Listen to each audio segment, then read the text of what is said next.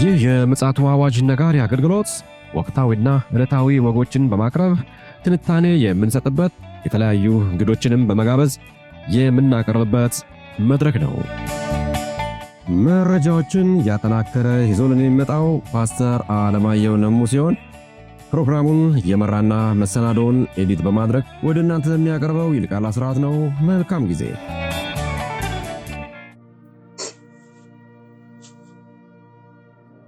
ሻሎም ሻሎም፣ ውድ የተከበራችሁ የምፅዓቱ አዋጅ ነጋሪ አድማጮቻችን እንዴት ዋላችሁ? ሰላም ለእናንተ ይሁን። የቀኑን መረጃ ወደ እናንተ ለማድረስ እንግዲህ ከፓስተር አለማየሁ ጋር ተገናኝተናል። ዓለማችን በምን ሁናቴ ላይ አለች እያልን በመጽሐፍ ቅዱስ እይታ እየመረመርን ወደ እናንተ ደግሞ መረጃዎችን እናመጣለን። እንግዲህ በንቁ መንፈስ በንቁ ልቦና እንድታዳምጡን በጌታ ፍቅር እንጠይቃለን። ይልቃል አስራት ነኝ ከምፅዓቱ አዋጅ ነጋሪ አገልግሎት።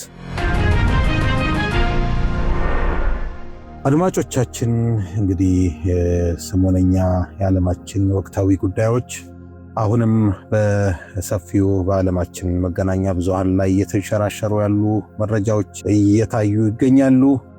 እነዚህ መረጃዎች በብዛት ሲደመጡ ለኛ የማንቂያ ደወል እንደሆነ እንድትረዱ እንደው እግረ መንገዳችንን መጠቆም እንወዳለን። መረጃዎችን አጠናክሮ ይዞልን የመጣው ደግሞ ወንድማችን ፓስተር አለማየሁ ነሙ አጠገቤ ይገኛል። ከእርሱ አንደበት ደግሞ መረጃዎችን እናደምጣለን። አሁንም በድጋሚ በጥሞና እንድትከታተሉን እናሳስባለን። በቅድሚያ ሰላምታ እንሰጣጥና በቀጥታ ወደ መረጃችን እናመራለን። ሰላም ላንተ ይሁን ፓስተር፣ እንዴት አለ? እንደምን አለ ወንድም ይልቃል? እግዚአብሔር የተመሰገነ ይሁን። እንግዲህ ይገርማል እየተሰሙ እየተደመጡ ያሉ ጉዳዮች። ምን ያህሎቻችን ግን መንፈሳዊ ልቦናችን ተከፍቶ እያስተዋልን እንደሆነ ባላቅም በጣም ከባድ እና በጣም አሳሳቢ ጊዜ ላይ እንዳለን ነው እኔ የሚሰማኝ።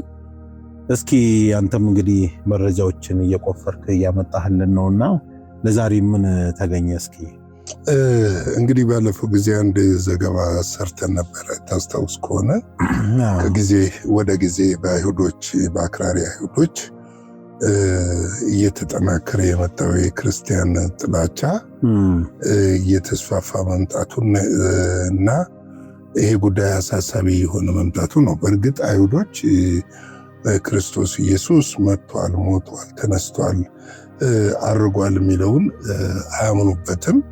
ገና እነሱ መሲያቸውን እየጠበቁ ያሉበት ሁኔታ ነው ያለው።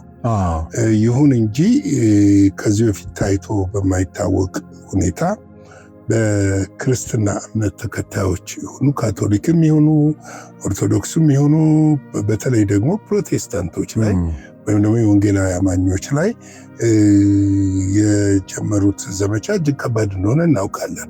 ኢቨን እስከ ፓርላማ ድረስ ወንጌል እንዳይሰበክ የሚከለከል ሕግ እንዲወጣ አዋጅ እንዲወጣ ጥረት እያደረጉ ነበረ።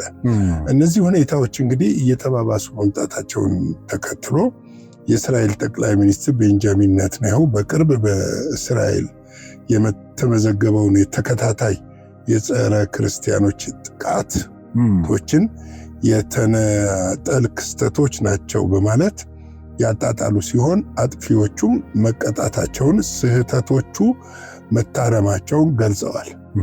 እንግዲህ እሳቸው እያሉ ያሉት እንደ ሀገር አይደለም፣ ይሄ እንደ ሀገር ሊታይ አይገባውም፣ በሀገራችን እንዲህ አይነት ነገር የለም፣ የተናጠልና የግለሰቦች ስብስብ ጥላቻ ነው ወደሚለው ነው እሳቸው የሄዱትና ነገር ግን ዓለም አቀፍ ይዞታ ይዞ እንደነበረና በዚህም ምክንያት አንዳንድ ሀገሮች አንቲሴሚቲዝምን በስፋት እንዳያራምዱ በር እየከፈተና ምክንያት እየሆነ ያለ ነው። እንግዲህ መቀጣታቸውንና ተናግረዋል። ጠቅላይ ሚኒስትሩ ይህንን ያሉት ሀገራቸው ከክርስቲያኖች እና ክርስትና እምነት ጋራ ያላትን የጋራ እሴት ታሪክ በማውሳት ነው። የጋራ እሴት አለን፣ አብረን ነው የምንሰራው፣ አብዛኛው ከኛ ጋር የሚሰሩ ሀገሮች የክርስቲያን ሀገሮች ናቸው የሚለውንና ያንን እሴት በመጥቀስ ይሄ ነገር የግለሰቦች እንጂ እንደ ሀገር እንዲወሰድ አያስፈልግም የሚለውን ነገር አጽንኦት ሰጥተውታል። እንግዲህ ይህን ጉዳይ ያነሱት የት ነው የሚለውን ስንመለከት ናትናኤል ከሲቢኤስ ቴሌቪዥን ጣቢያ 60 ሚኒትስ ፕሮግራም ጋር ባደረጉት ቃለ ምልልስ ነው። በተለይ ደግሞ እንደ ዋናነት አንስቶ እንደ ምልክት አንስቶ ጋዜጠኛው ይጠይቃቸው የላቲን ፓትርያርኩ በፋሲካ በዓል ወደ ቅዱስ መቃብር ቤተክርስቲያን እንዳይገቡ መከልከላቸው፣ አንድ የእስራኤል ወታደር በሊባኖስ የኢየሱስን ሐውልት መስበሩ፣ እንዲሁም በኢየሩሳሌም አረጋዊ ማለት አረጋዊ ኤርጓዊ ከተማ በአንዲት መነኩሴ ላይ የደረሰውን ጥቃት እንዲሁ በጣም የሚገርም ነው። ተነስተዋል። እነዚህን በዋቤነት አንስቶ ነገር ግን የጠየቀው እስራኤል ውስጥ አሁን ላይ በክርስቲያኖች ላይ ትልቅ የጥላቻ ዘመቻ ይደረጋል እና ይህን ምንድን ነው የሚለውን ነገር ነው በዋናነት እያነሳ የነበረው። እንግዲህ በእስራኤል እያደገ የመጣው በክርስቲያኖች ላይ ያነጣጠረ ጥላቻ አዝማሚያ እንደሆነ ቢጠይቃቸውም ናትናኤል ግን ይህንን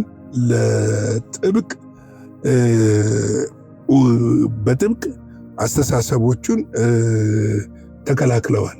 ወይም ደግሞ ይህ አይነት አስተሳሰብ በመንግስት ደረጃ በሕግም ደረጃ የለንም፣ የሚደገፍ አይደለም የሚል ነው።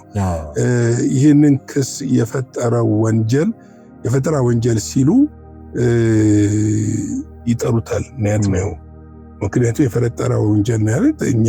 ደግሞ በትክክልም ደግሞ የፓርላማ አባሎቻቸው አክራሪ አይሁዶቹ አቅርበው ነበረ። ታስታውስ ከሆነ ዛሬ 2 ዓመት ነው የሚያቀርቡ አቅርበው ነበረ እና የፈጠራ ክስ ነው ብለውታል።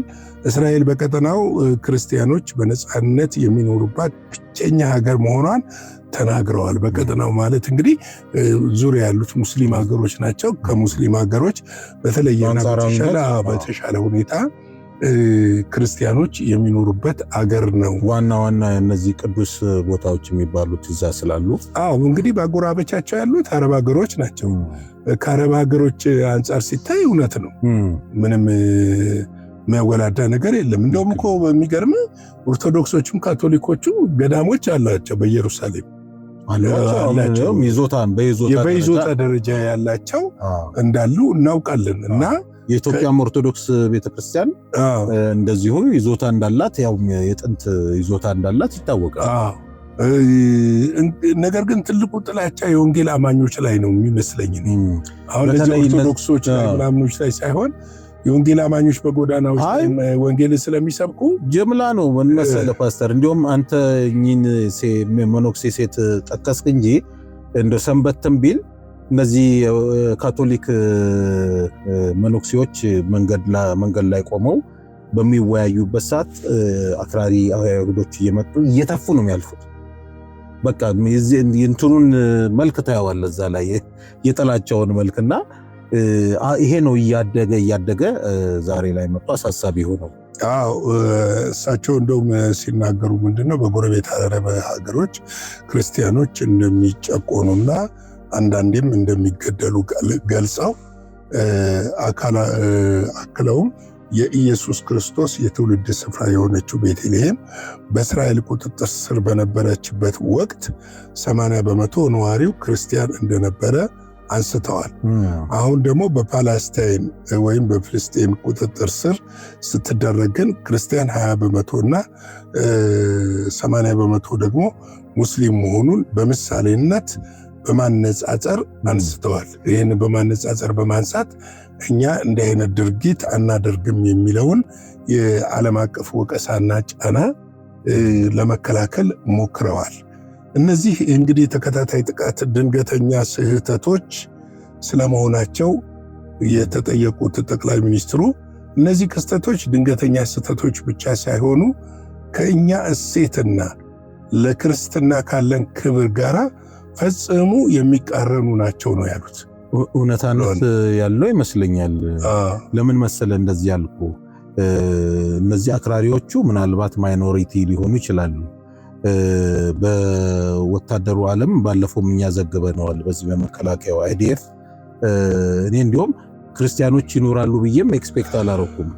ግን በርከት ያሉ ክርስቲያን ወታደሮች እንዳሉና ከእሳቸው ጋር ስብሰባ መቀመጣቸው ራሱ አንድ አመላካች ነው ብዬ አስባለሁ። ሁለተኛ ማጆሪቲው የዚህ እስራኤላውያን ሁለቱም መነጠል አለብን። እስራኤላውያንና አይሁዶች ወይ ደግሞ ይሁዲዎች የሚባሉት የሚለያዩ ይመስለኛል።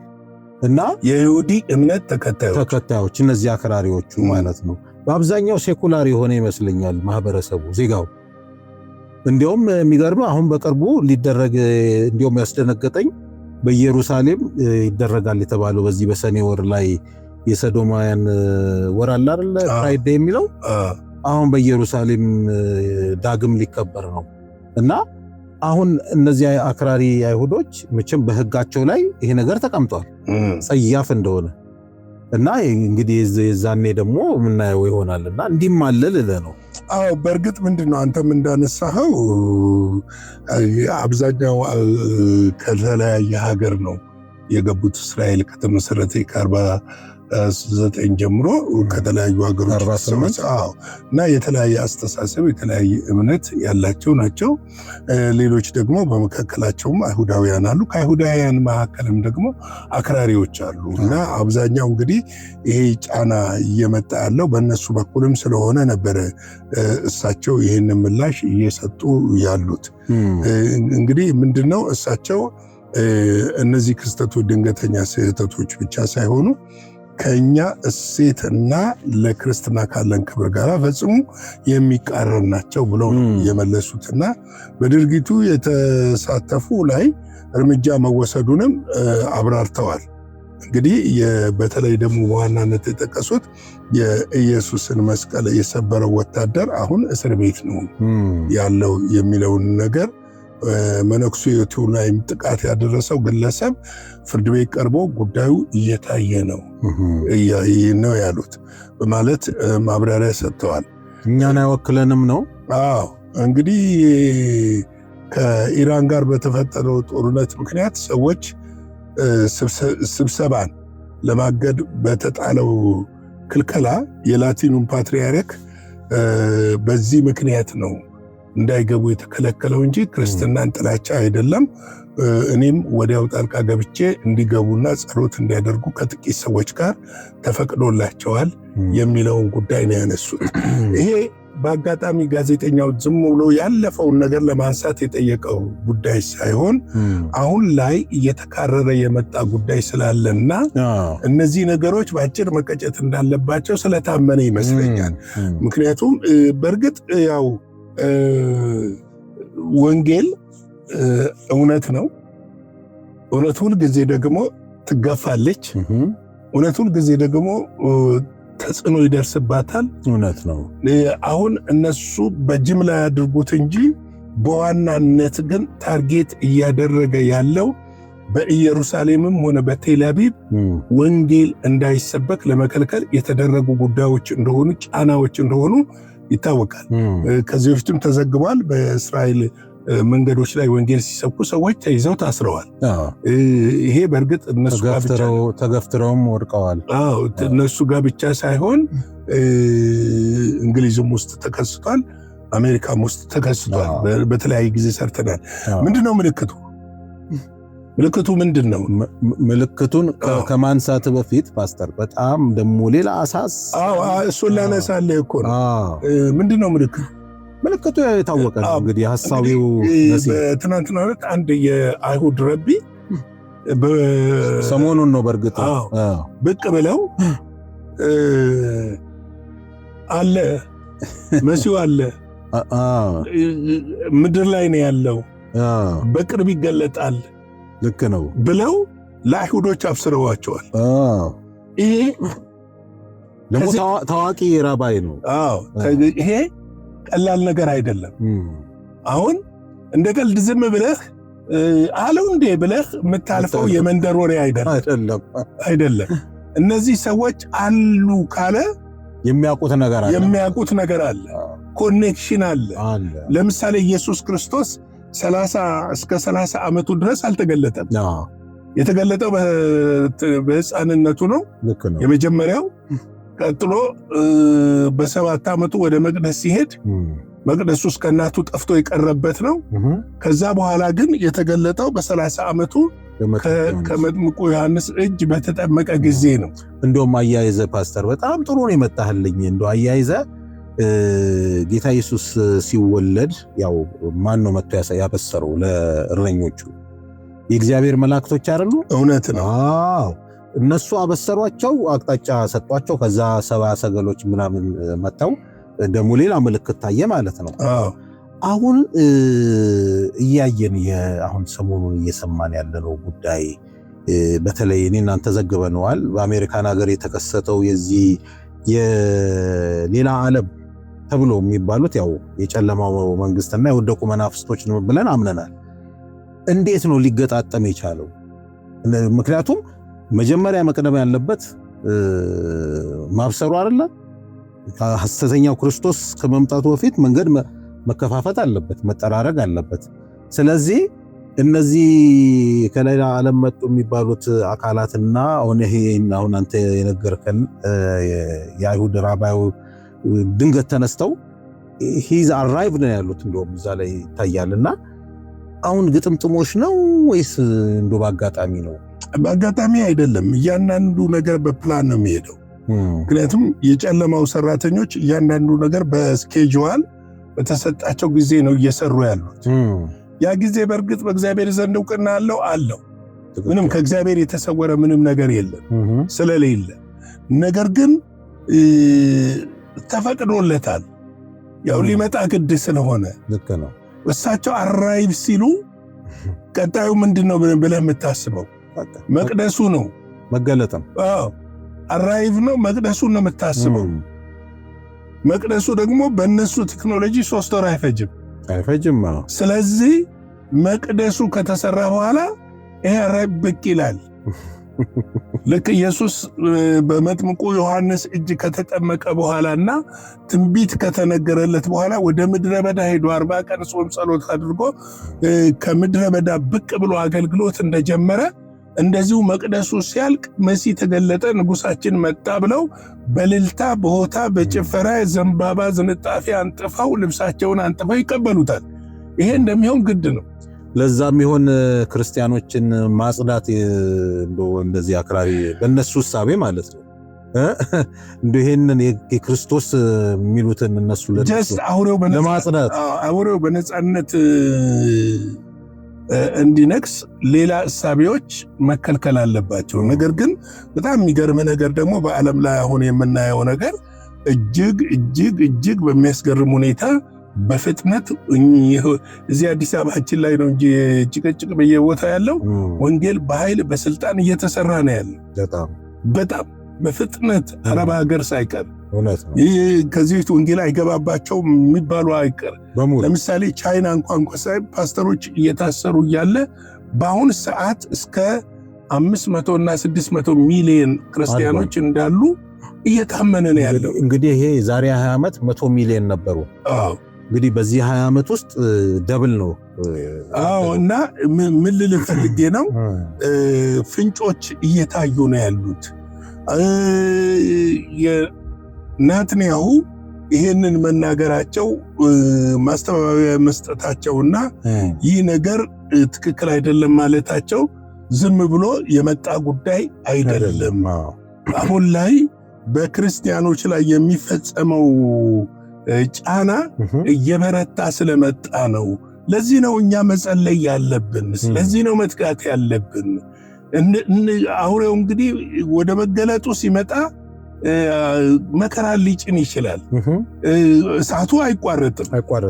በዛ ውስጥ ብዙ ትውልድ ይድናል፣ ብዙ ሰው ወደ ክርስቶስ ይመጣል። ነገር ግን አሁን ያለው የመስራት የማምለክ የምናምን ነፃነቶች ምናልባት ሊታጡ ይችላሉ፣ ድንገት ሊታጠፉ ይችላሉና ስለዚህ ይሄ ጉዳይ ላይ በደንብ ቤተክርስቲያን ነቅታ መስራት አለባት እላለሁ። እንደው ከመደምደም በፊት አንድ አስተያየት ሰጪ ደጋግሞ እየሰጠ ስለሆነ ምንድን ያለው ብዙ ጊዜ ቤተክርስቲያን ላይ ነው ወቀሳ የምታደርጉት እና ለምንድን ነው ወቀሳ የምትወቅሱት የሚል አይደለም። እኛ ወቀሳ አይደለም።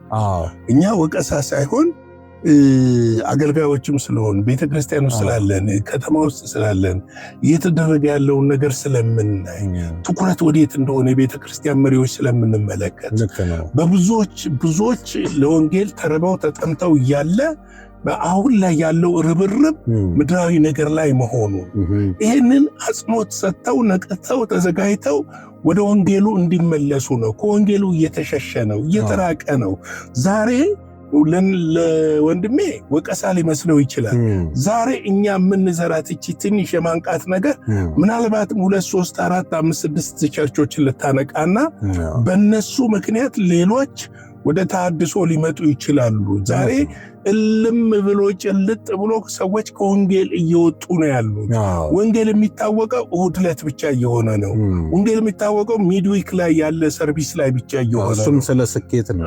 እሱም ቢሆን ስለ ምድራዊ ነገር ነው የሚሰበከው እና ይሄ ነገር አካሄዱ ጥሩ አይደለም። የአውሮፓም ቤተክርስቲያን ድራሿን ያጠፋት ነገር እንዲህ አይነት አካሄዶች ናቸው። በወቅቱ የሚጮሁ ሰዎች ስላልነበሩ፣ በወቅቱ የሚያነቁ ሰዎች ሁሉም ልክ ነው ብሎ እያጨበጨበ ይሄድ ስለነበረ ነው። ያ እንዳይሆን ነው እኛ እንትን እያልን እንጂ ነቀፌታ አይደለም እያልን። ወደ ተልኳችሁ ተመለሱ። እግዚአብሔር የሰጣት ተልኮ አለ። ወደዛ ወደ ተልኳ እንድትመለስ ለማለት ነው። ለማጥራት ያልነው መደምደም እንግዲህ የጌታ ጸጋ፣ ሰላም፣ ምሕረት፣ ቸርነት ከሁላችሁ ላይ ይብዛ። ምሽት በሌላ ርዕስ እንገናኛለን። ሻሎም። ጌታ ኢየሱስ አብስቶ ይባርክ። ፓስተር፣ ያው እንግዲህ አንዳንድ የማጥራት ነገር ለማድረግ ያህል ነው። ያው ሚናችን የታወቀ ነው። ከእንቅልፍ ለማባነን ውሃ የመርጨት ያህል እንደዚህ አይነት አገልግሎት ስለሆነ የጉበኛም አገልግሎትም ስለሆነ የምናገለግለው ከዚህ አንጻር ነው እንጂ ፓስተር እንዳለው ለወቀሳ አይደለምና በዚህ መልኩ ትረዱናላችሁ ብለን እናምናለን። ስለምትሰጡን ደግሞ በጎ አስተያየት በጣም እግዚአብሔር አብስቶ እንዲባርካችሁ ምኞታችን ነው። ይልመድባችሁ እንላለን። እንግዲህ ለዛሬ ማክሰኞ የቀን መረጃችን ይህንን ይመስላል። በምሽቱ ደግሞ በሌላ መረጃና መልእክት ተመልሰን እንመጣለን። ሻሎም። ለዛሬ ይዘን የመጣነው ወቅታዊ መረጃ ይህንን ይመስል ነበረ። በሌላ ጊዜ በሌላ መሰናዶ እስከምንገናኝ ሰላም ለእናንተ ይሁን።